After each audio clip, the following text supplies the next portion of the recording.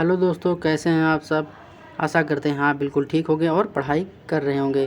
तो चलिए स्टार्ट करते हैं आज का वीडियो। देखते हैं इस टॉपिक में क्या है। यूपी ट्रिपल एससी का मुख्य सेविका का जो सिलेबस था उसमें हमारा चैप्टर था गरीबी थी, दहेज था, घरेलू हिंसा था, तलाक था और हमारा था अंतर पीढ़ी संघर्ष जो होता है उसके बारे में पढ़ेंगे।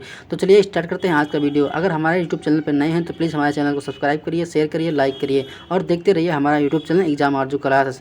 तो चलिए स्टार्ट करते हैं बिना किसी देरी के। आपको हम इन्फॉर्मेशन दे दें कि हमने यूपी ट्रिपल एससी मुख्य सेविका की प्लेलिस्ट बनाई है। उसमें आपको पार्ट वाइज कई सारी वीडियो मिल जाएंगी जो आपके सिलेबस में दिए हुआ है, जो पढ़ाया गया है। तो आपको वहाँ पे जाइए, चेकआउट करिए हमारे प्लेलिस्ट को। आपको सारी वीडियो वहाँ पर लाइन से मिल जाएंगी और आप वहाँ जाकर पढ़ सकते हैं, अच्छे नोट बना सकते हैं और तैयारी कर सकते हैं। क्योंकि जो अब देखिए आपका जो ग्रेजुएशन में सब्जेक्ट सोशोलॉजी है वो बहुत टफ सब्जेक्ट माना जाता है। आपने एग्जाम दिया होगा ग्रेजुएशन में सोशोलॉजी का, तो देखा होगा आपको ऐसे ऐसे राइटर के नाम मिलेंगे, ऐसी ऐसी चीज़ें मिलेंगी जो आप कभी पढ़े नहीं होंगे। जैसे आप राइटर के नाम हो गए, दुर्खीम हो गया, कार्ल मार्क्स हो गया, पार्सन हो गया, गैलिन्स हो गए, एडम स्मिथ हो गए। आपको तमाम प्रकार राइटर के नाम मिलेंगे जो आप कभी ज़िंदगी में सुने नहीं होंगे, लेकिन जब आप एग्जाम दिए होंगे सोशोलॉजी का बीए में या ग्रेजुएशन में तो आपको वहाँ देखने को मिलेगा। तो ऐसा क्या होता है, बहुत सारे स्टेटमेंट देते हैं तो उसमें ऐसा स्टेटमेंट भी देखने को मिलता है। तो चलिए स्टार्ट करते हैं आज का वीडियो। जैसा कि आप स्क्रीन पर देख पा रहे हैं, अंतर और अंतर पीढ़ी संघर्ष क्या होता है। देखो, अंतर और अंतर पीढ़ी संघर्ष क्या होता है, अपना जो नई पीढ़ी होती है उसका पुरानी पीढ़ी से क्या संघर्ष है। यही रहता है कि मान लो हम पापा जो हमारे संघर्ष किए तो वही संघर्ष हम देख के आगे हमारा संघर्ष ना होने पाए, तो संघर्ष बचने के लिए क्या होता है, अंतर और अंतर पीढ़ी का संघर्ष चलता है। ठीक, इसमें क्या है, अंतर पीढ़ी संघर्ष का आशय उस संघर्ष है जो नई पीढ़ी एवं पुरानी पीढ़ी के बीच होता है। अंतर संघ जो जो संघर्ष होता है वो पुरानी पीढ़ी का नई पीढ़ी के बीच में होता है। दूसरे शब्दों में यह कहा जा सकता है कि इस वर्तमान समय के नवयुवकों या वृद्धजनों के विचारों में भिन्नता पाई जाती है और उस भिन्नता का कारण जो संघर्ष उत्पन्न होता है वो ये अंतर पीढ़ी संघर्ष होता है। कहने मतलब जो नवयुवक होता है वो अपने वृद्धजन उनके बीच में जो एक कहने का मतलब भिन्नता पाई जाती है, उनके बातचीत करने में भिन्नता पाई जाती है या किसी काम करने में भिन्नता पाई जाती है। यही क्या होता है, अंतर पीढ़ी का संघर्ष होता है। अंतर पीढ़ी मतलब दो पीढ़ियों का अंतर, वही जो संघर्ष होता है वही अंतर पीढ़ी संघर्ष होता है। पीढ़ी अंतर, अंतर पीढ़ी मतलब दो पीढ़ियों के बीच का अंतर और उसमें जो संघर्ष होता है उसे अंतर पीढ़ी संघर्ष कहते हैं। वो चाहे पुराने ज़माने से लेकर अब नए ज़माने के बीच में जो भी अंतर है और उस अंतर में जो जो संघर्ष हो रहा है, किसी का पढ़ाई के बीच संघर्ष हो रहा है, किसी के समाज में रहने के लिए संघर्ष हो रहा है, किसी को अपना जीवन जीने में संघर्ष हो रहा है, तमाम प्रकार के संघर्षों से जो आगे बढ़ता है वही सिकंदर कहलाता है। इतना तो हम जान लीजिए।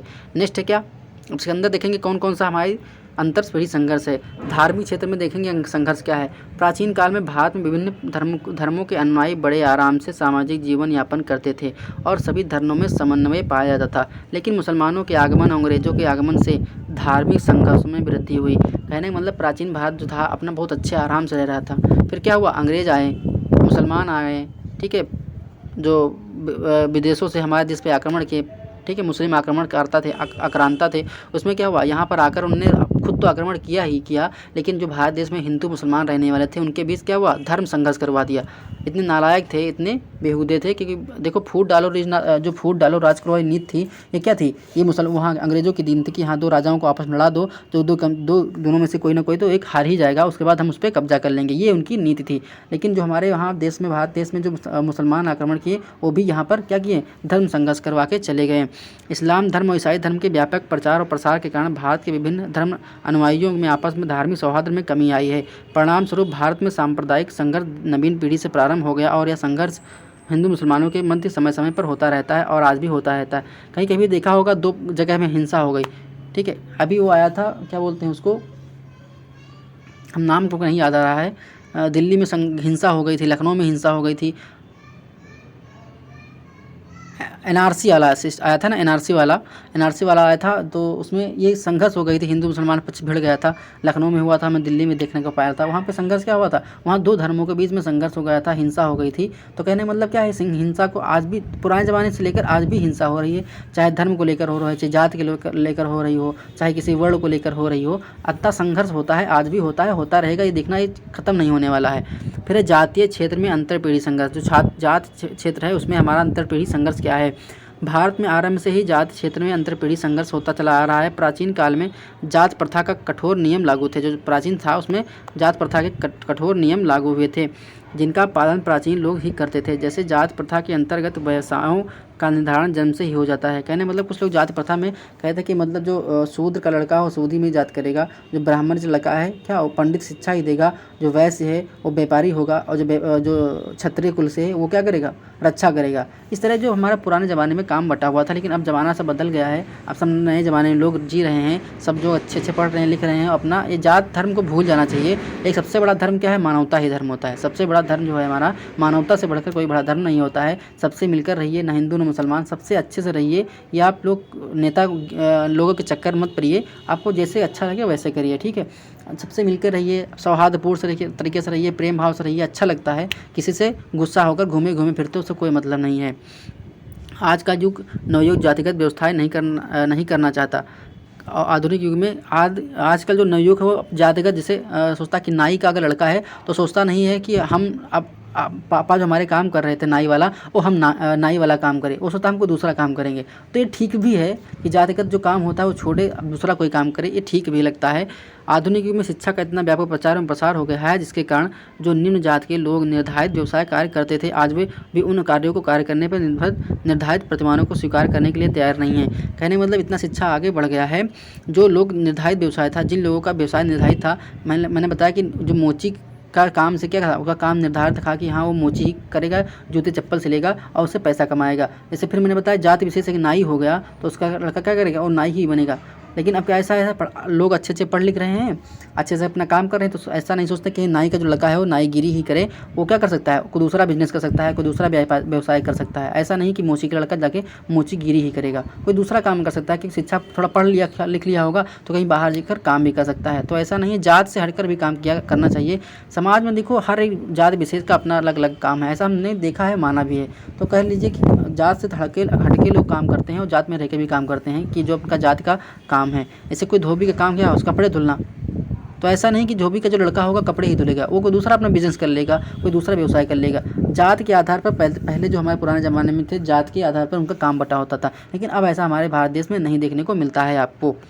फिर क्या है, प्रचार, जिसके कारण वो निम्न जात के लोग निर्धारित व्यवसाय कार्य करने से आज भी उन कार्यों को करने, निर्धारित प्रतिमानों को स्वीकार करने के लिए तैयार नहीं, कहने मतलब आज भी वो तैयार नहीं है, जिसके कारण प्राचीन पीढ़ी और नवीन पीढ़ी के मध्य संघर्ष होता है। कहने मतलब जो प्राचीन पीढ़ी होती है, जो प्राचीन पीढ़ी का काम था और जो नई पीढ़ी के काम के मध्य क्या होता है, संघर्ष होता है, ठीक है। जो पुरानी पीढ़ी होंगी और नई पीढ़ी की जो जाति को लेकर जो व्यवस्था था, व्यवसाय थी, उनके बीच क्या होता है, संघर्ष होता है। और क्या होता है, ये जो संघर्ष कहलाता है अंतर पीढ़ी, वही हमारा जात संघर्ष होता है। प्राचीन काल में ब्राह्मण जाति के लोग धार्मिक कर्मकांड करते थे और यज्ञ, कथा, भागवत, प्रणव आदि का वचन भी करते थे। मैंने कहा होता है ना, जो प्राचीन काल में क्या था, जो हमारे पंडित लोग थे वो पूजा अर्चना पाठ पढ़ा शिक्षा देते थे। जो हमारे वैश्य थे वो व्यापार करते थे, जो क्षत्रिय होते थे वो रक्षा करते थे, जो शूद्र होते थे वो निम्न जाति का काम करते थे। सबका अलग अलग काम बटा हुआ था। ये हमारे प्राचीन काल और सबसे पुरान युग की बात है। लेकिन अब हमारे नए जाति में, नए समाज में क्या हो गया, सबका काम अलग अलग बटा है। कोई ऐसा नहीं है कि सब लोग अपना दूसरा काम कर सकते हैं। ऐसा नहीं कि हमको पर्टिकुलर जिस जात से हैं हम उसी जात का काम करेंगे। आपको भारत देश में स्वतंत्रता है, आप चाहे जो काम करना चाहें कर सकते हैं, खुला ओपन, इसमें आपकी ही मर्जी चलेगी। आपने इन कार्यों को करने में उनके समाज में अच्छी प्रतिष्ठा व सम्मान होता था। उस टाइम जो पंडित पूजा जो करते थे उनका समाज में बड़ा सम्मान रहता कि हाँ पंडित जी आ गए, पंडित जी आ गए। तो पंडित जी को क्या होता, बड़ा सम्मान मिलता था, वास्तव में सम्मान के लायक होते थे क्योंकि वो पढ़े लिखे ज़्यादा होते थे, उनको समाज का ज्ञान थोड़ा ज़्यादा होता था, इसलिए वो कि समाज में रिस्पेक्ट भी ज़्यादा होती थी। अब देखें कृषक समाज में अंतर पीढ़ी संघर्ष क्या है। सॉरी, भारतीय कृषि समाज में भी पुरानी पीढ़ी व नई पीढ़ी के विचारों में भिन्नता पाई जाती है, जिसके कारण अंतर पीढ़ी संघर्ष दिखाई पड़ता है। सामान्यतः कृषक समाज में दो लोग होते हैं, एक भूमियामी और दूसरे श्रमिक कृषि। कहने मतलब एक होता है भूमि का मालिक यानी जमींदार और दूसरा होता है उसमें काम करने वाला श्रमिक। अब देखो खेती में भी क्या हो गया, संघर्ष हो गया। एक तो जमींदार का जमींदारी के जो जमींदार होता है उसके बीच, और क्या होगा खेती पे जो काम करता है कृषक उसके बीच भी क्या होगा, एक संघर्ष उत्पन्न हो जाता है। तो हमने क्या होता है, जात को लेकर संघर्ष हो सकता है, धर्म को लेकर संघर्ष हो सकता है, खेती किसानी में संघर्ष हो सकता है, व्यवसाय में संघर्ष कर सकता है। जो इस संघर्ष से निकल गया वही सिकंदर बन जाता है। इतना समझ लीजिए, जो जीवन है संघर्षों के भरा पड़ा है। अब जो स्टूडेंट लाइफ होती है बहुत संघर्षपूर्ण होती है। इसमें जो संघर्ष कर लिया, जो पढ़ लिया अच्छे से, वो निकल गया, वही सिकंदर कहलाता है। तो कहना दुनिया जो संघर्ष है, जो आपने पढ़ा होगा the struggle of my life, एक लेसन था 6 या 8 9th क्लास में, the struggle of my life, मेरे जीवन का संघर्ष।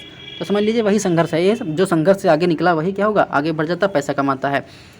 पुरानी पीढ़ी के भूस्वामी आज भी कृषक समाज से जुड़े हुए हैं और ग्रामीण क्षेत्रों में रहकर कृषि कार्य अपना जीवन यापन कर रहे हैं, जबकि नई पीढ़ी के भूस्वामी अपनी भूमि बेचकर नगरों और आकर्षित हो रहे हैं। कहने में जो नई पीढ़ी के लोग हैं वो क्या कर रहे हैं, अपनी ज़मीन बेचकर कहीं सिटी में जाकर ज़मीन ले लिए और उस पर फ्लैट बनवा दिया और अच्छा खासा अपना पैसा उत्पन्न कर रहे हैं, कमा रहे हैं। तो ऐसा भी देखने को मिलता है। ऐसा करने से उन्हें पुरानी पीढ़ी के लोग रोकते हैं, जिनके कारण दोनों पीढ़ी के लोग, हाँ देखो, पुराने ज़माने के जो लोग थे वो ज़मीन नहीं बेचते थे। जो नए ज़माने के लोग हैं वो क्या कहते हैं, अपनी ज़मीन बेच देते हैं। तो क्या हुआ, पुराने पीढ़ी का और नए पीढ़ी के बीच क्या हुआ, संघर्ष हो गया कि पुराने पीढ़ी के लोग सोचते हैं कि दादा भैया ज़मीन ना बेचो, लेकिन जो नए ज़माने का उनका पोता हुआ कहता दादा हम ज़मीन बेच लेंगे और सिटी में जाके लेंगे, वहीं घर बनवाएंगे, फ्लैट बनवाएंगे, मेरा अच्छे से किराया आएगा। दादा बोलते हैं बेटा ज़मीन न बेचो, लेकिन उनका पोता है कहता हम ज़मीन बेच देंगे। तो क्या हुआ, दोनों के बीच संघर्ष हुआ। क्या हुआ, संघर्ष हुआ, चाहे वो खेत को लेकर हो चाहे कृषि को लेकर, तो संघर्ष हुआ हमारा एक प्रकार का ना। तो इसे भी हम क्या बोलेंगे, संघर्ष बोलेंगे।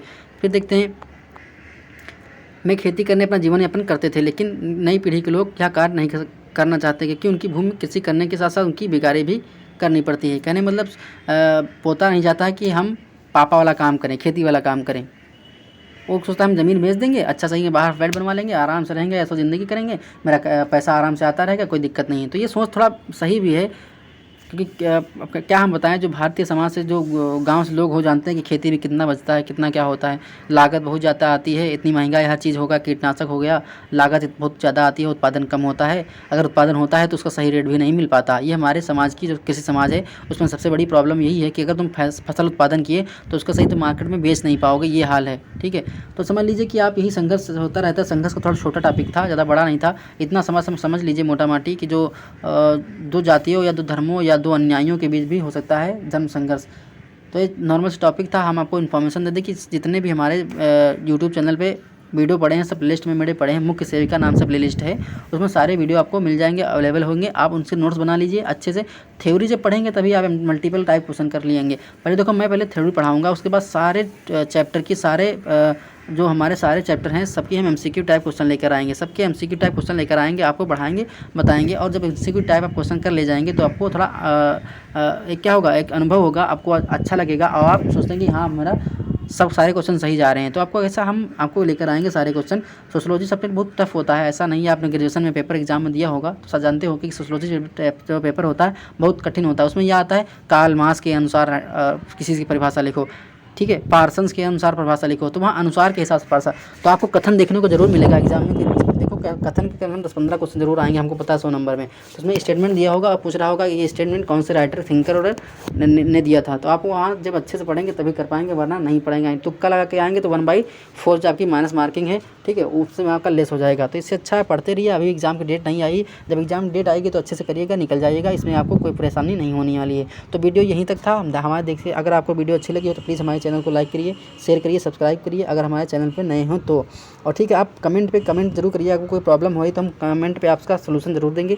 हमको हर 10-15 मिनट में आपको सोल्यूशन जरूर मिल जाएगा, चाहे जैसे हम दें। ठीक है, आपको यूट्यूब चैनल अच्छा लगा हो तो प्लीज़ लाइक करिए, शेयर करिए, सब्सक्राइब करिए, हमारे देखते रहिए हमारा यूट्यूब चैनल एग्जाम आरजू क्लासेस। मिलते हैं नेक्स्ट वीडियो में। जय हिंद, जय भारत।